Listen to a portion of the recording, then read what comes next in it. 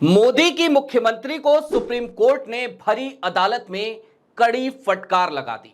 सिर्फ फटकार नहीं लगाई बल्कि अल्टीमेटम दे दिया, तारीख तय कर दी और कह दिया इस दिन तक यदि अमुक काम नहीं हुआ तो फिर हम इसे सुप्रीम कोर्ट की यानी कि सर्वोच्च अदालत की अवमानना मानेंगे। और इस बात को हल्के में मत लीजिएगा, क्योंकि सिर्फ अवमानना नहीं मानेंगे, कार्रवाई करेंगे। कार्रवाई के लिए तैयार रहिएगा।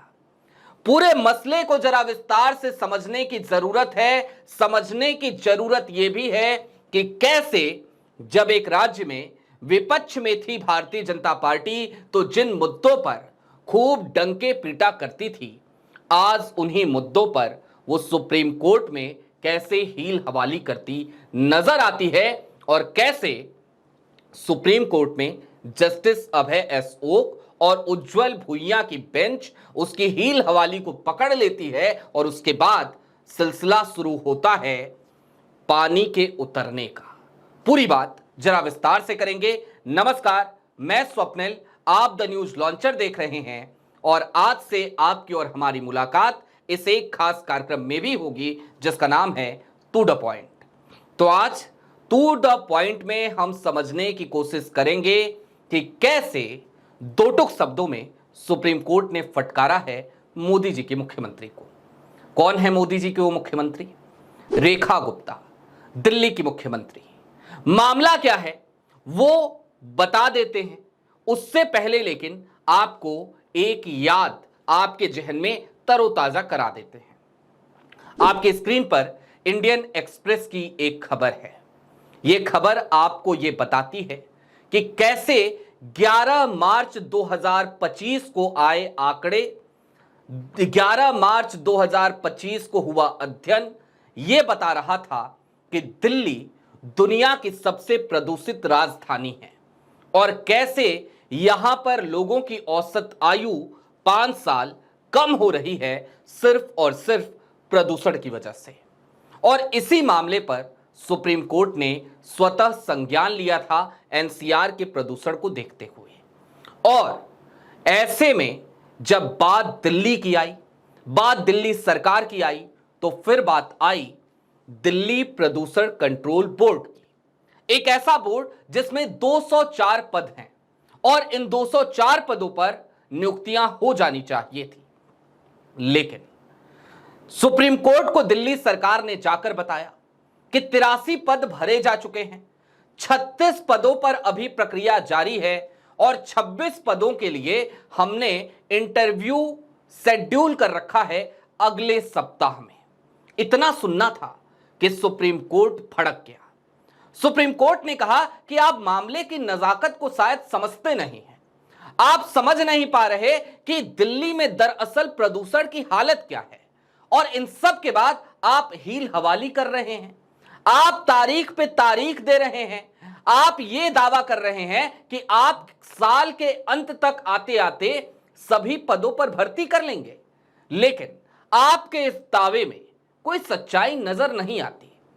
और उसके बाद सुप्रीम कोर्ट ने एक तारीख तय करी, तारीख 6 सितंबर 2025। ना सिर्फ तारीख तय करी बल्कि तारीख तय करते हुए जस्टिस अभय एस ओक ने दो टूक शब्दों में कह दिया दिल्ली सरकार से, दिल्ली सरकार के मुख्य सचिव से, कि यदि आपने इस तारीख तक 6 सितंबर 2025 तक सभी पदों पर भर्ती नहीं करी तो फिर हम इसे सर्वोच्च न्यायालय की अवमानना मानेंगे और आप कार्रवाई के लिए तैयार रहिएगा।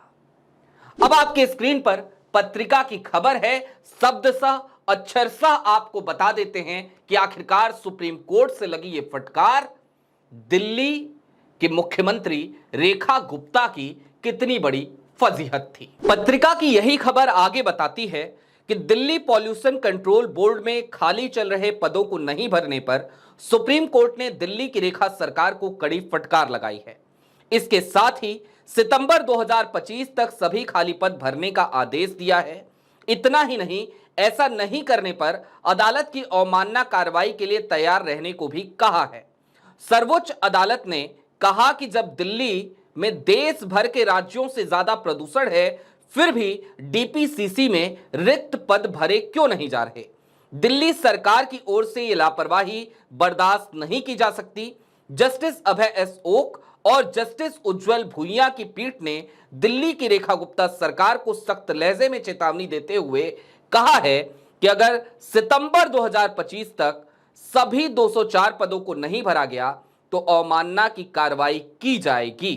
और क्या कहा शब्द सा वो भी आपके स्क्रीन पर है।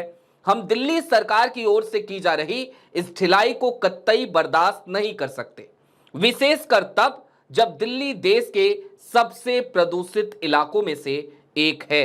अदालत ने इसके साथ ही निर्देश दिया कि 204 जो पद हैं उन 204 पदों को किसी भी हाल में सितंबर 2025 की तारीख तक भर लिया जाए, एक भी पद खाली नहीं रहना चाहिए।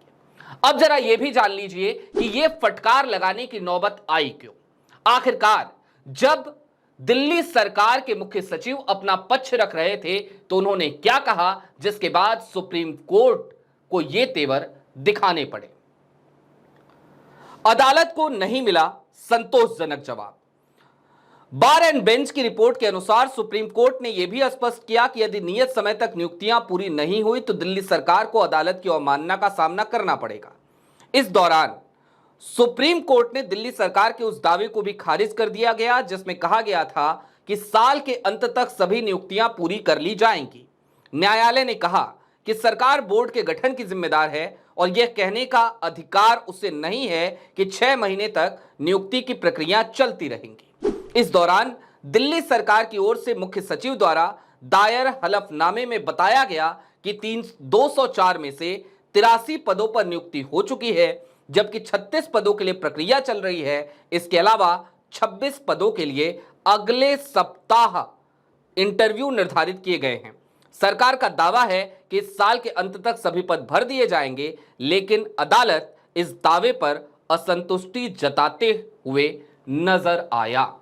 यानी कि कुल मिलाकर दिल्ली के मुख्यमंत्री हालिया दिनों में मुख्यमंत्री बनी, लंबे समय के बाद भारतीय जनता पार्टी का एक जो वो काल चल रहा था, राहु काल कह लीजिए, दिल्ली में उसकी सरकार नहीं बन पा रही थी, वो खत्म हुआ, वो सत्ता में वापस लौटी और सत्ता में वापस लौटते ही सुप्रीम कोर्ट की इस तरीके की फटकार ठीक उसी कहावत को चरितार्थ करती प्रतीत होती है कि सिर मुड़ाते ही ओले पड़ गए। अब सुप्रीम कोर्ट ने फटकार लगा दी है।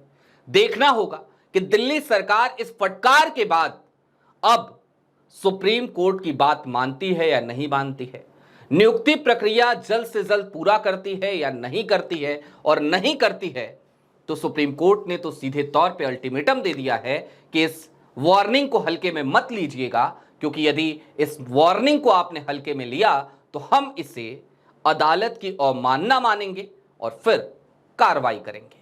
बहरहाल अभी के लिए दीजिए इजाजत, कल फिर मिलेंगे। देखते रहिए द न्यूज लॉन्चर।